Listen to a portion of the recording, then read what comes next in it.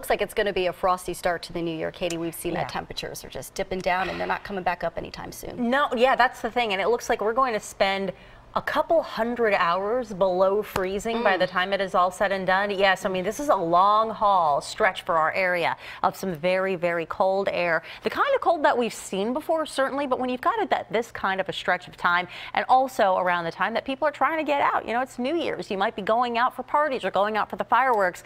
You really want to pay attention to this because this is going to be something that really has an impact on you. Let me go outside first, though, to one of our Live Neighborhood Network cameras where, you know, looks are very deceiving. It's a beautiful looking shot, and then you'll glance to the left-hand side of the screen and you see just how cold it is. It's only 13 outside Topahawken Junior Senior High School. Some snow that actually fell around Christmas time is still out there. It has not had a chance to melt away, and it won't anytime soon. But with that wind, it's not even a strong wind, but it's enough that you'll absolutely notice it at 17 miles per hour out of the north-northeast. That means it feels no better than single digits right now, if not sub-zero in some outlying communities. Now, StormScan is pretty quiet locally. It'll stay that way. Here's a little batch of snow, however, that's going to eventually creep our way.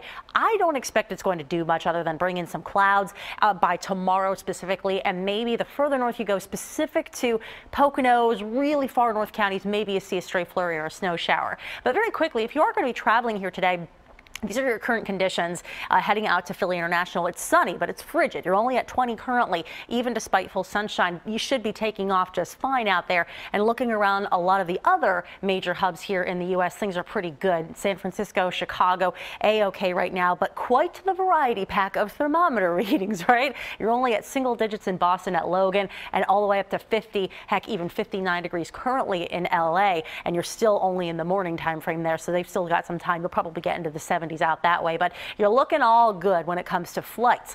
Now let's jump you all the way to tomorrow night. Again, we've got that little disturbance I just showed you on StormScan. That really will not have amounted to much by the time we hit tomorrow evening. It's sort of like it hits a barrier midway through like the Laurel Highlands area, and then it kind of just breaks apart. It's going to run into Arctic high pressure and not have a chance to really do much in terms of precip other than some clouds for our area, but we do stay cold. Saturday is when a little disturbance crosses through. It's effectively a clipper system that helps to not only reinforce the cold, but it does bring in a light round of snow. So this is about 10 a.m., so mid to late morning, it could be getting underway already. But by the time this is all said and done, this is even the most robust version of things in the scenario as far as the modeling I've looked at. And even still, you're talking maybe up to 3 inches. I would say you're primarily looking at a coating to an inch or two max in any given location. Best chance to see the higher end of that total would be in the north and westmost suburbs. And again, that'll be through Saturday. But I'm going to step out of the way just briefly and show you what we're talking about here when we talk about these conditions. So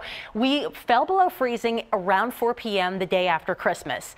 Now we're going to stay below freezing through at least the first couple of days of 2018. So if we hold off on that until the 6th of January here, you're effectively looking at over 250 hours, 261 to be exact is the current forecast, that we'll spend below freezing.